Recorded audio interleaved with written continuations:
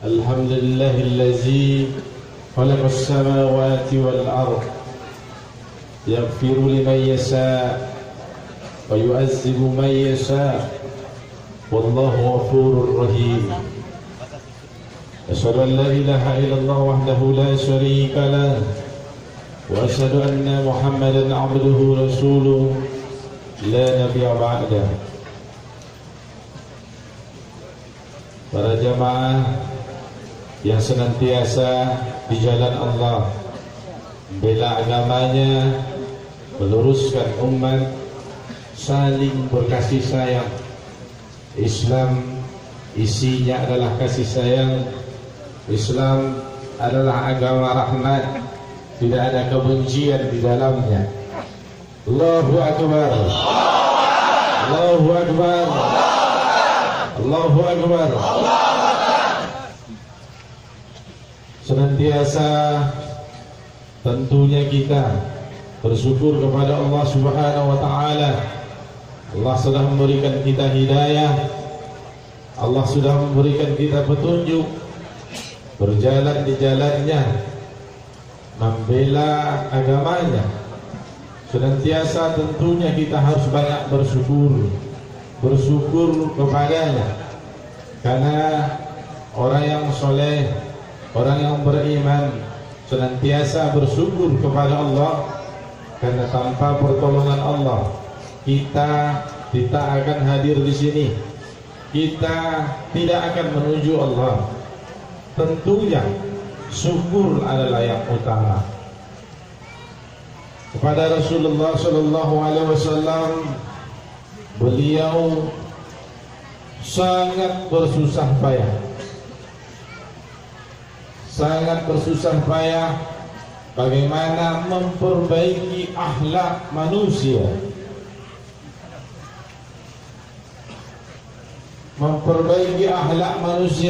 yang dulunya jahiliyah, yang dulunya jahat, yang dulunya adalah preman.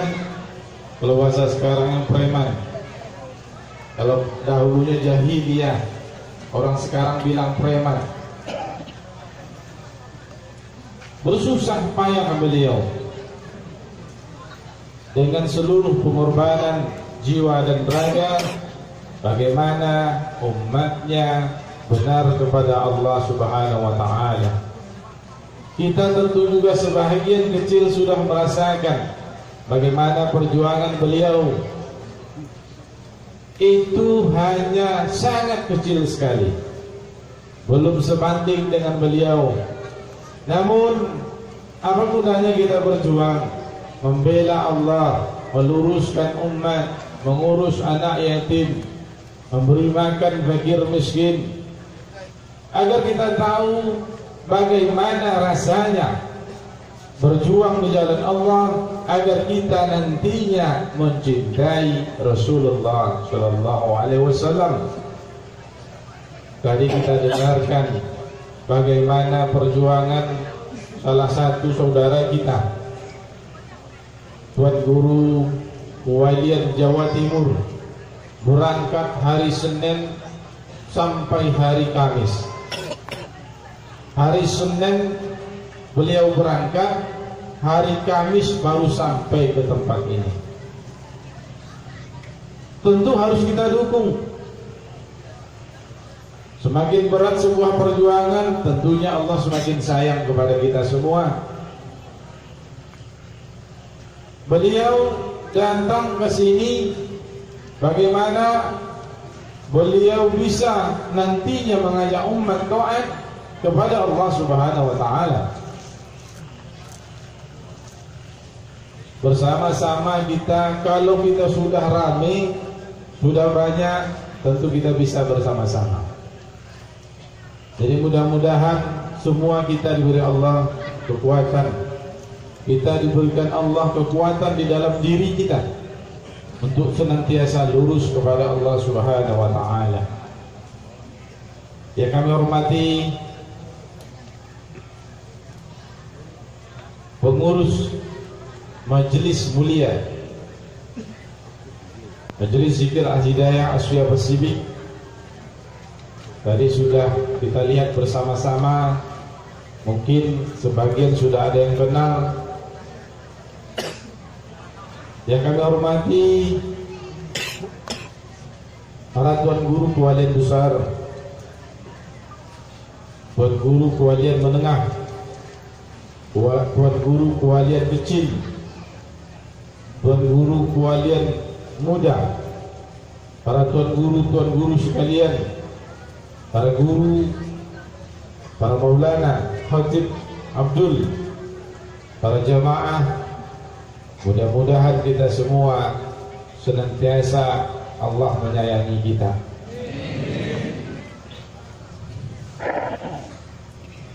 Saudara-saudara, para jamaah dirahmati oleh Allah Subhanahu wa taala. Beberapa agenda, mungkin ini yang pertama. Kita ada laporan kemajuan, evaluasi, kekurangan.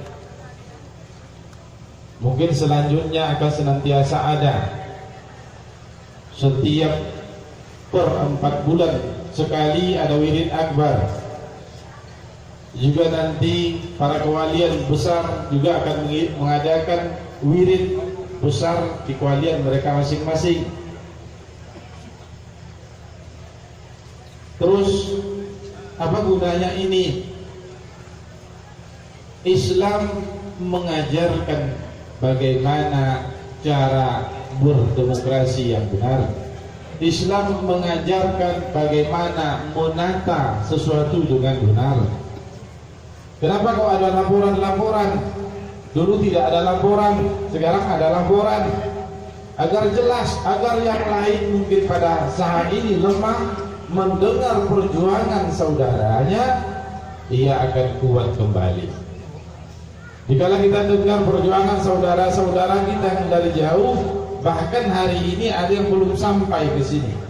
Saudara kita dari negeri 9, karena terlambatan pesawat, mereka baru landing, baru turun di Pekanbaru lebih kurang jam 8 pagi malam ini.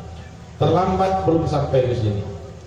Kita juga dengar bagaimana perjuangan saudara-saudara kita yang lain untuk membela Allah. Membela Allah ini kenapa? Memang kita diciptakan untuk itu. Inilah tujuannya. Kenapa lagi tujuan kita di sini? Membangun ukhuwah Islamiyahnya, agar kita saling mengenal. Jadi kalau buat saudara yang dari Sumbar ke Surabaya, bisa hubungi ke Guru Khalid di Surabaya. Mudah-mudahan Pulau Jawa dengan perjuangan kita bersama bisa kita masuki semuanya. Dan tadi Tuan Guru Khalid sudah sampaikan, seorang pejuang itu dia akan berjuang sampai apa? Sampai akhir hayatnya. Tapi perjuangan kita itu yang seperti apa? Kita berjuang dengan caranya Rasulullah.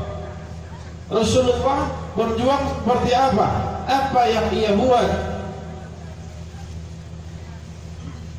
Apa kata Rasulullah?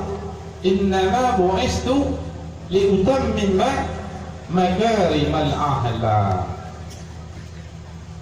Jadi Rasulullah itu ada kode perjuangan. Apa kode perjuangan?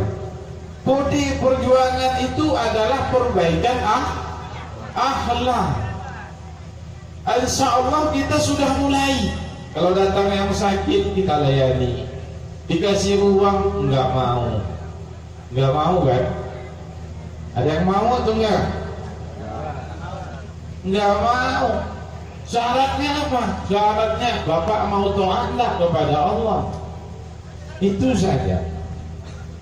Terus apa lagi? Saling kita mendoakan, berkasih sayang namanya. Berkasih sayang sesama kita. Itulah tanda kita masih lurus kepada Allah.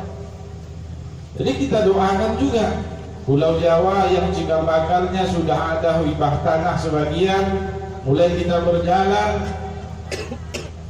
Walaupun hari ini prosesnya proses demi proses, ya wajar. Al-Hidayah baru 10 tahun. Insya Allah 1 Muharram ini adalah Al-Hidayah baru 10 tahun. Masih kanak-kanak. 10 tahun seperti ini sudah luar biasa. Tanpa pertolongan Allah bisa tidak? Mungkin tidak? Tidak mungkin. Hanya dengan pertolongan Allah lah ini terjadi.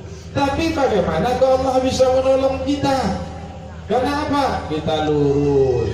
Pengen kita saudara kita yang dulunya jahat, pengen dia jadi baik. Yang dulunya mungkin bandit, sekarang jadi baik. Tujuan kita apa? Agar kita menuju kepada Allah. Agar apa? Kenapa kok kita menuju kepada Allah? Ujungnya agar kita mencintai Allah. Mencintai Allah. Kenapa kok harus mencintai Allah? Cinta isinya adalah kasih sayang.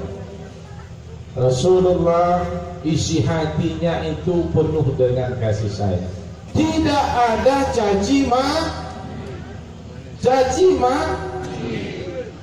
maki. Islam tak mengajarkan demikian. Rasulullah itu misinya merubah akhlak yang baik itu seperti apa?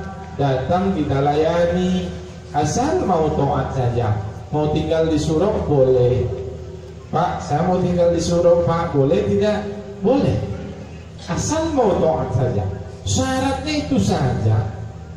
Tak minta apa-apa. Makan gimana, Pak?